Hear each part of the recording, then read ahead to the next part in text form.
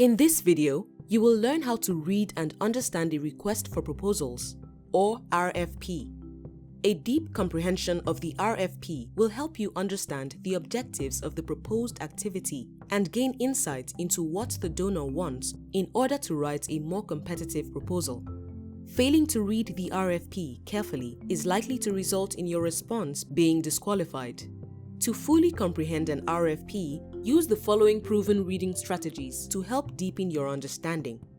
First, know your purpose. Before you begin reading, ask yourself, how will I use this information in my proposal response? This will help you focus on themes, objectives, assumptions, and key stakeholders. Use prior knowledge.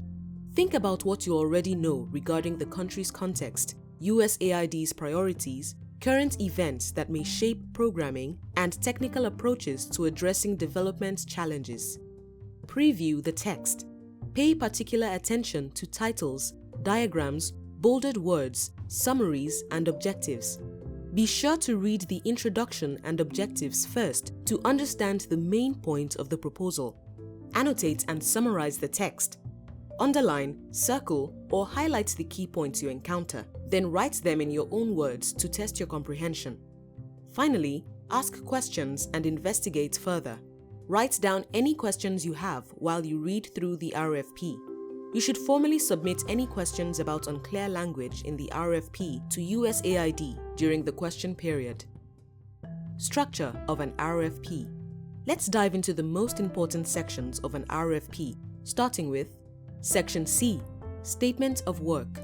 The Statement of Work defines the purpose of the evaluation and outlines the goals and objectives. Section C may also include a table of evaluation questions that you, as the implementing partner, would be responsible for answering. In Section C, USAID typically provides some evaluation methodologies that they expect you to use as a requirement. This will form the basis of your technical approach. Section F, Deliveries or Performance, outlines the period of performance, place of performance, and anticipated deliverables for this contract. This section also includes the requirements for key personnel who will be implementing this evaluation.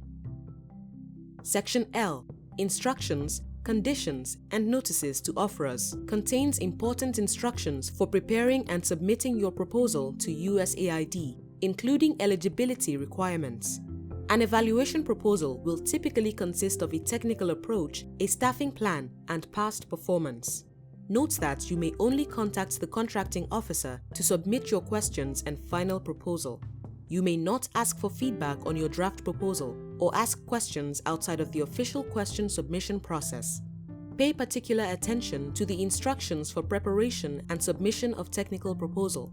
Prepare your proposal in Microsoft Word using the size, font, spacing, and margins specified in the RFP, or your proposal will be disqualified. Sign your proposal in Acrobat and submit it as a PDF. If your proposal exceeds the page limit, the excess pages will be removed and will not be evaluated by USAID. You should submit your finalized proposal to the contracting officer before the deadline. The last section of the proposal is Section M, Evaluation of Proposals, which details how USAID will evaluate your technical approach, staffing plan, and past performance. The cost proposal is important to determine whether you are competitive against other high-scoring proposals but may or may not factor into your overall proposal score. Reading these sections first will help you download the most relevant information for writing your technical approach and preparing for submission. These are not the only sections of an RFP, and you should read it in its entirety with a careful eye. Now that you better understand how to read an RFP, you are ready to do a deep dive into the details.